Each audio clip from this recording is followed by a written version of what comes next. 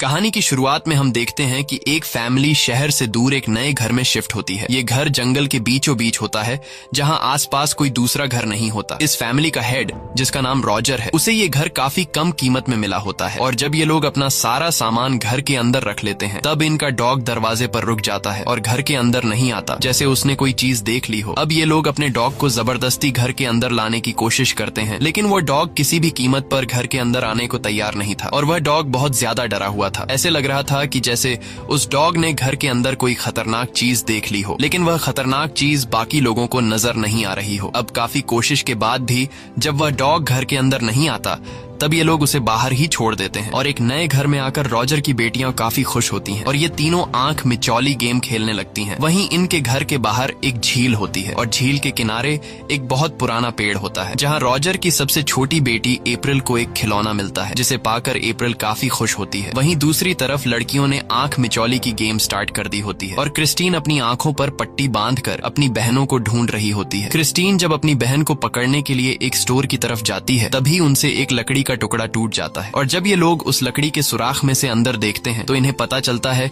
कि अंदर एक दूसरा कमरा है जिसे इन लकड़ियों से छुपा दिया गया है। तभी इनके फादर भी वहां आ जाते हैं और इनके फादर सामने लगी लकड़ियों को हटाकर उस कमरे के अंदर घुस जाता है। अंदर बहुत ही ज्यादा अंधेरा होता है, इसलिए इनके फादर माचिस जलाकर जब अंदर देखता है तो इसे पता चलता है कि ये एक बेसमेंट है जहाँ कुछ पुरानी चीजें रखी गई हैं। इसके बाद रॉजर वापस अपने बेटियों के पास आता है और इनसे कहता है कि अंदर कोई नहीं जाएगा क्योंकि अंदर बहुत सारी मकड़ियां हैं जो तुम्हें काट लेंगी। इसके बाद रॉजर उस दरवाजे को बंद कर देता है। अब रात हो जाती है और सभी सोने के लिए अपने अपने रूम में जाने लगते हैं, लेकिन तभी बाहर इनका डॉग जोर जोर से भौंकने लगता है। कुत्ते को भौंकता हुआ देखकर इन्हें कुछ अजीब सा लगता है, लेकिन फिर ये लोग उस पर ज्यादा ध्यान नहीं देते और सो जाते हैं। अगली सुबह कैरोलीन जब नींद से जागती है तो वो देखती है कि उसके पैर पर एक अजीब सा निशान है। उसे कुछ समझ नहीं आता कि अचानक ये निशान कैसे आए और जब वो अपने कमरे से बाहर आती है तो वो देखती है कि घर की सारी घड़ियां 3:07 पर बंद हो गई हैं। ये देखकर कैरोलीन परेशान हो जाती है और सीधा जाकर अपने हस्बैंड को ये सब बताती है। तब रॉजर अपनी वाइफ कैरोलीन से कहता है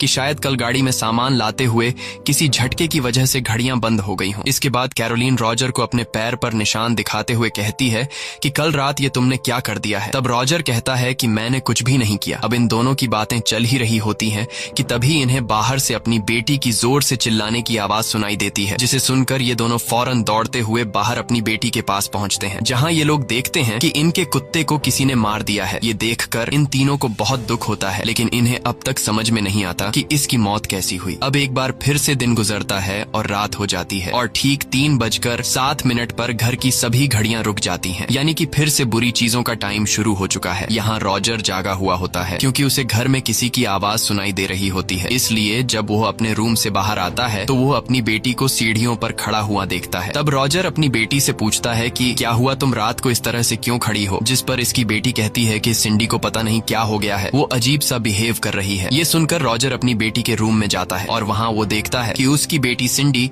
अपना सर सामने की अलमारी से पटक रही है। ये देखकर रॉजर को कुछ समझ नहीं आता कि आखिर उसकी बेटी ऐसा क्यों कर रही है, क्योंकि इसने पहले तो ऐसा कभी नहीं किया। इसके बाद रॉजर अपनी बेटी के पास जाता है और उसे हाथ से पकड़कर बेड पर सुला देता है। अगली सुबह एक बार फिर से कैरोलीन की बॉडी पर एक नया निशान आ गया होता है। ये देखकर कैरोलीन को लगता है कि शायद उसे कोई बीमारी हो गई। इसके बाद रॉजर जब काम के लिए जा रहा होता है तभी उसे घर के छत से किसी के गिरने की आवाज सुनाई देती है। रॉजर जब वहाँ जाता है तो वो देखता है कि छत से एक कबूतर नीचे गिरा हुआ है और वो कबूतर तड़प तड़प कर मर जाता है। ये देखकर रॉजर पूरी तरह से शॉक हो जाता है और रॉजर को भी समझ आ जाता है कि इस नए घर में कुछ न कुछ गड़बड़ है, क्योंकि जब से ये लोग इस नए घर में आए हैं तब से अजीब सी चीजें होने लगी हैं। लेकिन फिर रॉजर कुछ खास ध्यान न देते हुए काम पर चला जाता है। रॉजर के जाने के बाद उसकी 3 बेटियां भी स्कूल चली जाती हैं।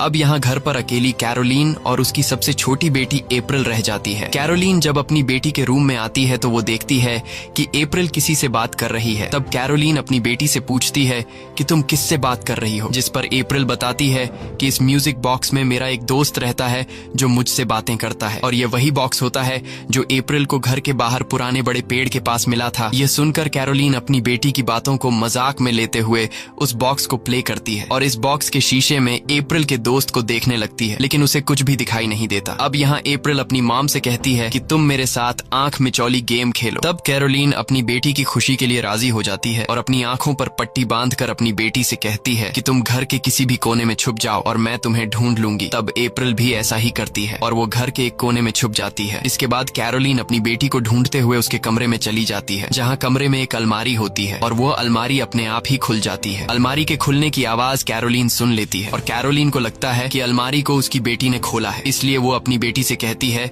कि क्लैप करो। और तभी अलमारी में से 2 हाथ निकलते हैं और 2 बार क्लैप करते हैं। क्लैप की आवाज सुनकर कैरोलीन धीरे धीरे अलमारी की तरफ बढ़ने लगती है। अलमारी के पास पहुंचकर उसे किसी के सांस लेने की आवाज सुनाई देती है। कैरोलीन को लगा कि यह उसकी बेटी सांस ले रही है, इसीलिए वो उसे पकड़ने की कोशिश करती है, लेकिन सामने से आवाज आने के बावजूद उसके हाथ कुछ भी नहीं लगता। ये देखकर वो घबरा जाती है और जल्दी से अपनी आंखों से पट्टी उतार देती है। तब उसे सामने अलमारी में कोई भी नहीं दिखता और तभी पीछे से उसकी बेटी आती है। अपनी बेटी को देखकर कैरोलीन हैरान रह जाती है और वो अपनी बेटी से पूछती है कि तुम कहाँ थी। तब अप्रैल बोलती है कि मैं तो क्रिस्टीन के कमरे में थी। ये सुनकर कैरोलीन पूरी तरह से चौंक जाती है और उसे समझ नहीं आता कि अलमारी में से क्लैप किसने की। अब रात होती है और जब क्रिस्टीन अपने बेड पर सो रही होती है तभी उसका पैर कोई जोर से खींच लेता है, जिससे वो जाग जाती है। शुरू में क्रिस्टीन को लगा कि यह उसकी बहन का मजाक है, लेकिन जब वो देखती है कि उसकी बहन तो बगल में सो रही है जबकि उसका पैर सामने से खींचा गया है, इसलिए वो बेड के नीचे देखती है, पर बेड के नीचे कोई भी नहीं होता और तभी उसे दरवाजे के पीछे कोई दिखता है। इसलिए वो अपनी बहन नैन्सी को जगाती है और उससे कहती है कि सामने के दरवाजे से हमें कोई देख रहा है। तब नैन्सी कहती है कि मुझे तो कोई भी दिखाई नहीं दे रहा और नैन्सी दरवाजे के पास भी जाती है और कहती है कि यहाँ पर कोई भी नहीं है, लेकिन यहाँ पर बहुत ही गंदी बदबू आ रही है। और तभी क्रिस्टीन नैन्सी को बोलती है कि वो तुम्हारे पीछे खड़ा है। अब जैसे ही नैन्सी पीछे मुड़कर देखने वाली होती है तभी अचानक दरवाजा जोर से बंद हो जाता है। यह देखकर दोनों बहनें जोर से चिल्लाने लगती हैं। इनकी आवाज सुनकर रॉजर और कैरोलीन दौड़कर उनके पास आते हैं और उनसे पूछते हैं कि क्या हुआ। तब क्रिस्टीन बताती है कि सोते वक्त किसी ने मेरा पैर खींचा, लेकिन रॉजर उसकी बात सीरियस नहीं लेता और उससे कहता है कि शायद तुमने कोई सपना देखा होगा। मगर क्रिस्टीन कहती है कि वो कोई सपना नहीं था, बल्कि वो मेरे सामने आया और उसने कहा कि मैं तुम्हारी पूरी फैमिली को खत्म कर दूंगा। लेकिन रॉजर और कैरोलीन को लगा कि हमारी बेटी ने कोई बुरा सपना देखा है, इसलिए यह दोनों अपनी बेटी के रूम से चले जाते हैं और हम रात के वक्त इनके घर को देखते हैं, जो बिल्कुल एक सुनसान जगह पर होता है। यहाँ हम कैरोलीन को देखते हैं जिसे नींद नहीं आ रही होती, क्योंकि उसकी बॉडी पर हर रोज एक नया निशान पड़ने की वजह से वो परेशान हो रही होती है और उसे लगता है कि शायद उसे कोई मेडिकल प्रॉब्लम है। तभी उसे कमरे के बाहर से वही क्लैप की आवाज सुनाई देती है जो कुछ दिन पहले उसने अपनी बेटी के साथ आंख मिचौली की गेम खेलते हुए सुना था। इसलिए वो बाहर आती है, लेकिन बाहर कोई भी नहीं होता और अब वो जैसे ही सीढ़ियों के पास पहुंचती है तभी सीढ़ियों पर जितनी भी फोटोज लगी हुई थी वो अपने आप ही एक एक करके सब गिरने लगती हैं। ये देखकर कैरोलीन घबरा जाती है और नीचे आती है, लेकिन नीचे भी उसे कोई नजर नहीं आता। तभी उसे बेसमेंट से वही क्लैप की आवाज सुनाई देती है, जिसे सुनकर कैरोलीन बेसमेंट की तरफ जाने लगती है और बेसमेंट के पास पहुंचकर वो देखती है कि बेसमेंट का दरवाजा खुला हुआ है। अब इससे पहले कि कैरोलीन कुछ समझ पाती तभी पीछे से उसे धक्का लगता है और कैरोलीन सीढ़ियों से होते हुए सीधा नीचे बेसमेंट में गिर जाती है। बेसमेंट के अंदर उसे कोई भी नजर नहीं आता और तभी एक बॉल उसकी तरफ आकर गिरता है। यह देखकर कैरोलीन बहुत ज्यादा घबरा जाती है। अब कैरोलीन बेसमेंट से निकलने की कोशिश करती है, लेकिन तभी बेसमेंट का दरवाजा भी अपने आप ही बंद हो जाता है और बेसमेंट में रोशनी के लिए जो लाइट लगी हुई थी वो भी बुझ जाती है। लाइट के बंद होने के बाद अचानक बेसमेंट में से एक बच्चे की हंसने की आवाज आती है, जिसे सुनकर कैरोलीन बहुत ज्यादा डर जाती है और वो जल्दी से माचिस की एक तीली जलाकर थोड़ी बहुत रोशनी कर लेती है। लेकिन तभी कैरोलीन के पीछे से 2 हाथ आकर क्लैप करते हैं। यह देखकर कैरोलीन जोर से चीखती है। वहीं दूसरी तरफ सिंडी फिर से नींद में खड़ी होकर सामने की अलमारी से अपना सर मार रही होती है और उसके सर के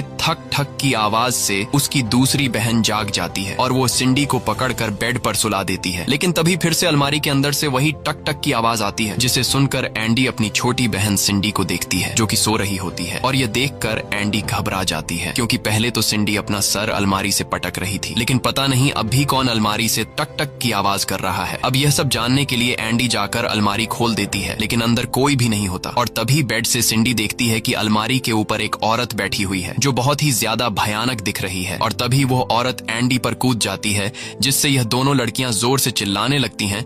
उसी वक्त बाहर रॉजर काम से लौट रहा होता है और रॉजर अपनी बेटियों की चीखने की आवाज सुनकर दौड़ते हुए घर पर आता है। घर के अंदर आते ही उसे अपनी वाइफ कैरोलीन की बेसमेंट से आवाज आती है। तब रॉजर जल्दी से बेसमेंट का दरवाजा खोलकर अपनी वाइफ को बाहर निकाल लेता है, जिसके के बाद यह दोनों ऊपर अपनी बेटियों के रूम की तरफ जाने लगते हैं। ऊपर वाले रूम में पहुंचकर यह लोग देखते हैं कि उनकी बेटियां बहुत ज्यादा घबराई हुई हैं। रॉजर अपनी बेटियों से कहता है कि मुझे कोई बताएगा कि आखिर यहाँ पे क्या हुआ है। तब उसकी बेटियों के साथ यहाँ जो कुछ हुआ था वो सब कुछ रॉजर की बेटियां उसे बता देती हैं। साथ ही उसकी वाइफ भी रॉजर को बेसमेंट का सारा किस्सा बताती है।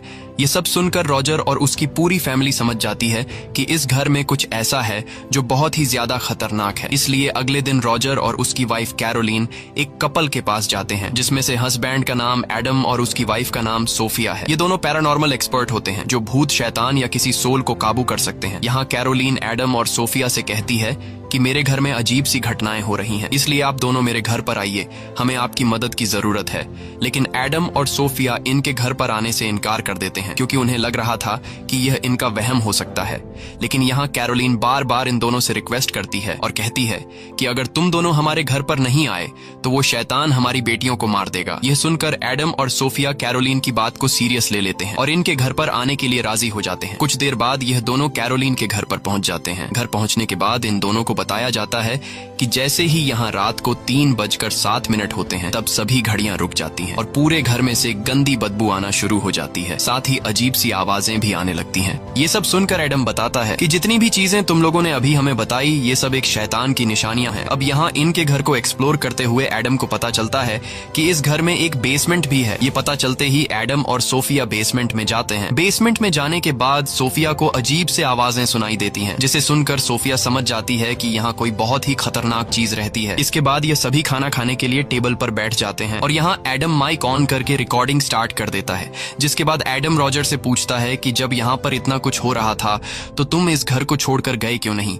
तब रॉजर बताता है कि मेरे पास जितने भी पैसे थे वो मैंने सब इस घर को खरीदने में लगा दिए, इसलिए अब मेरे पास और इतने पैसे नहीं है कि मैं एक दूसरा नया घर खरीद कर उसमें रह सकूं। दूसरी तरफ सोफिया घर की सबसे छोटी बेटी अप्रैल से बातचीत करती है और उससे पूछती है कि तुम्हारी मॉम ने मुझे बताया कि तुम किसी से बात करती हो। तब अप्रैल जवाब देती है कि वो मेरा दोस्त है और उसका नाम रोरी है और रोरी इस खिलौने में रहता है। ये सुनकर सोफिया अप्रैल से वह खिलौना लेती है और वह जब उस म्यूजिक बॉक्स को प्ले करती है तब उसे सच में म्यूजिक बॉक्स के सामने वाले शीशे में एक छोटा बच्चा दिखाई देता है। ये देखकर सोफिया अप्रैल से पूछती है कि तुम्हें यह खिलौना कहाँ पर मिला। तब अप्रैल बताती है कि मुझे यह खिलौना बाहर झील के किनारे पर खड़ा एक बड़े पेड़ के पास मिला। यह सुनकर सोफिया एडम के साथ सीधा उस बड़े पेड़ के पास आती है जहाँ पर अप्रैल को वह खिलौना मिला था और तभी सोफिया को कुछ ऐसा दिखाई देता है